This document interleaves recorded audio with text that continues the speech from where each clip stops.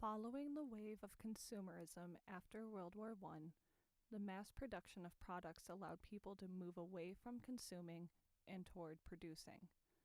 Participatory culture is defined as the opposing concept to consumerism and is a culture in which individuals do not act only as consumers, but instead are contributors or producers.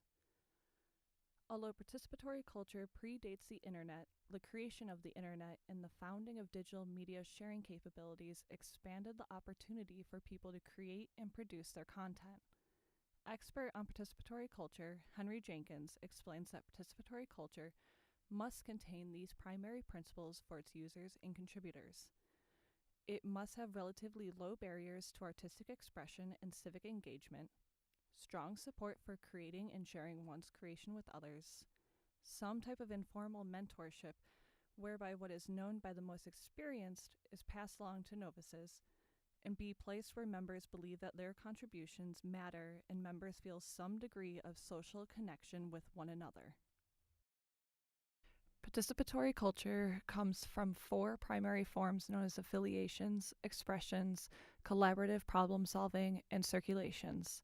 Common types of affiliations are both formal and informal memberships to online media groups, sites, or applications such as Facebook, MySpace, Tumblr, and other message boards. Such social media affiliation is the most common type of media interaction that many teens participate in.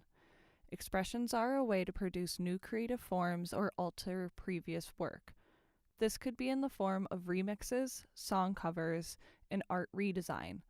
Collaborative problem solving can be both formal and informal in participatory culture. Examples would be the creation of factual sites such as Wikipedia, or informal collaborations such as the use of media platforms to create and compose a project without ever meeting in person. Finally, circulations are contributions to continuously updating media such as blogging, podcasts, and vlogging. All of these types of participatory culture provide that ideas can be altered, improved, and circulated through a community. Specific to teen services and library programs, participatory culture fits into the landscape of library work with teens because it provides the essential foundation that every teen librarian should strive for: teenagers making a space, program, or service their own. Before discussing the library context of participatory culture or their specific connection to teen services, we will first give some more background on the concept of participatory culture itself. Henry Jenkins is the most prominent contributor to the conversation on participatory culture. In his literature, he discusses it as a communal experience based on supportiveness and acceptance from the community, who together create a sort of collective knowledge for whatever it is they all revolve around. Jenkins also argues that contribution to the collective knowledge is not necessary, but it is encouraged and highly accepted. This is a contrary view, however, to that of Christopher Kayari, who argues contribution is critical, otherwise one isn't actually participating in the experience. Jenkins also explains that participatory culture sprung up as a response to evolving technologies such as the internet and social media, which allow people to come together from all over the globe to contribute their experiences, understanding, and cultures to the collective knowledge pool. According to Jenkins, participatory cultures help to develop many desirable skills, including multitasking, networking, transmedia navigation, and the ability to compile and synthesize one understanding or knowledge base. However, he is also concerned with possible negative outcomes from participating cultures such as participation gaps or unequal access to participation opportunities and the amount of transparency provided by media, which could lead to ethical issues. Participatory culture does not only apply to library or fandom theory, though is widely popular and extensively studied through the lens of fan cultures and communities. The literature also covers studies conducted on participatory culture for such things as diplomacy or human rights campaigns, learning and creating music, and the development of software.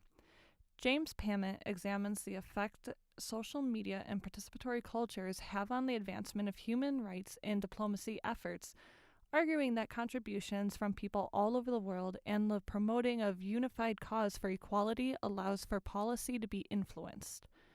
Christopher Kayari examines how creating a participatory culture among his music students initiated not only a deeper learning and understanding of music, but also spurred the creation of new music by his students, which is another example of a collective knowledge. A group of software developers began researching the effects current social medias and communication tools allowed for group collaboration, which led to the creation of participatory culture where software developers shared ideas and worked through problems together. Jenkins' concerns can be represented by each of these studies. Ethical concerns and media transparency are both issues where diplomacy and human rights are concerned, and similarly where competing software developers are concerned as well.